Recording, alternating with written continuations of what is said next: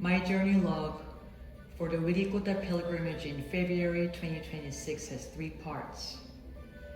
The first is about what I experienced there. The most powerful moment came during the third and the final ceremony. It felt as though the veil over my eye was lifted, and I was able to really see Wirikutta's way of being. I saw their connection to land, life, and spirit.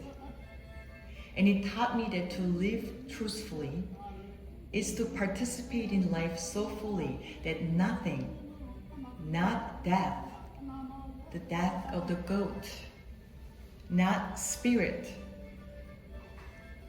not responsibility, not love, not even the children who are interrupting is kept at a distance.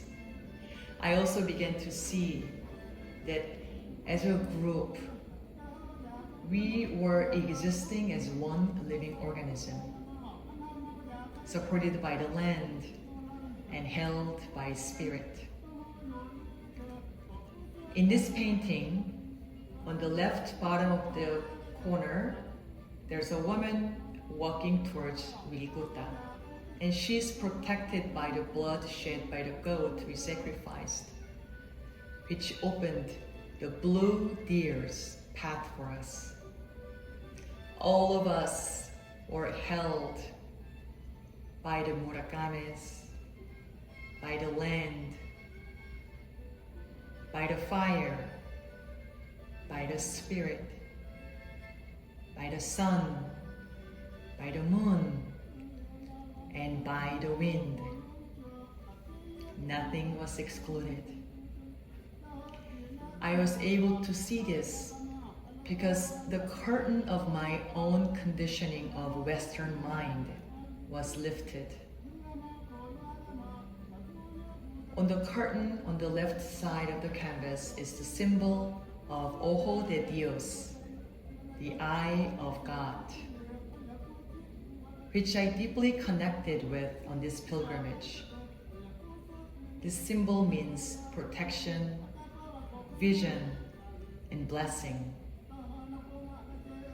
On this curtain, you see my name written in Korean, Im E Rin, to honor the little girl within me and the lineage I come from. My name, Erin, E means love. Rin symbolizes the forest, which means the community. So together, my name means to love the community. And it feels like a kind of a prophecy to love the living organism, because this pilgrimage really showed me to love the living organism with both seriousness and humor. And I have woven that into this art. What I experienced in Wirikuta did not stay there. It began weaving itself into every journey that came before it. So the second part of the journey log is this diagram that shows significant cultural and spiritual experiences I've had since our first retreat in awe. At Noesis in December 2024, my main inquiry that I explored was, what is safety? And what I came to understand is that ultimate safety is within me, and that safety is rooted in trust.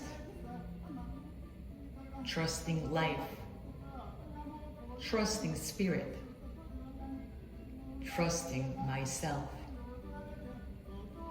And it was that trust that allowed me to surrender to the vision quest in Wirikuta. At the birth, death, and rebirth retreat, 2 themes emerged strongly in me: authenticity and compassion. And I left that retreat with a question: what is my medicine in this world? And Peyote showed me that my gift does not always have to be so serious. Humor can be medicine too, because humor is just as beautiful and important as bringing depth with seriousness. Then there was my Buddhist pilgrimage to India last year. Wow, there I witnessed paradox everywhere. Poverty and joy coexisted in this beggar's face. Death and life coexisted in Varanasi. But I left puzzled because it felt like I was only seeing the surface, not really making sense. And it was Wirikuta that helped me understand, because in the third ceremony, I could finally see through the illusions and beyond the surface.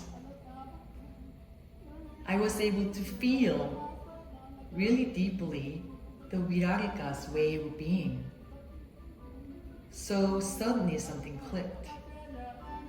That paradox I saw in India was pointing to deeper unity, their way of being in India, in their own spirituality, in their own relationship with life.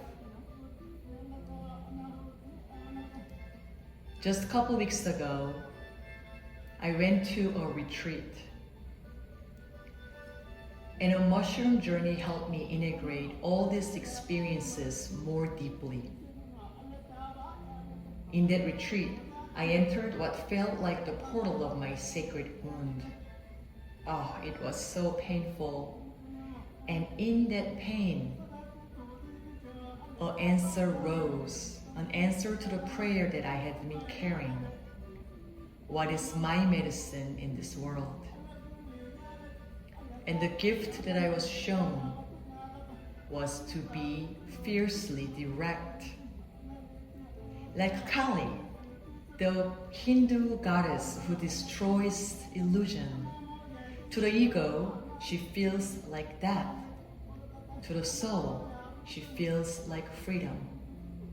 And my gift is being fiercely direct, communicating what I'm seeing with compassion. In Wirikuta, I learned a new word, syncretism. It means different worlds meeting and becoming something new.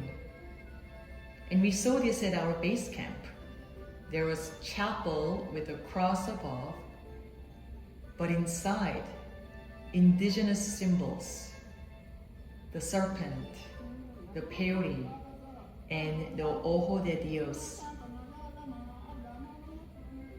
So the question became, how is syncretism living through me as I integrate all these cultural and spiritual experiences? And the answer is what I am now creating.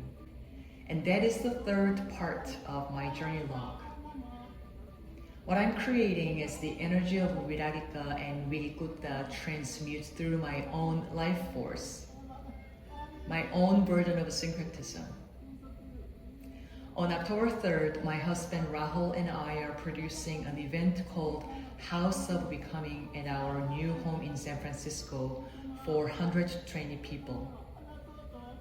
That date marks 2 years since our wedding. And it may look like a party, a wedding reception, a housewarming, and my husband's birthday, and it is. But it is something more. An exploration of self through sound, light, and immersive performance. We want people to participate, to interact, to explore as they move through each room with themes of shadow, desire, and masks. My hope is that they become more whole, more alive, and more awake to themselves and to each other, and to remember that nothing in life is excluded,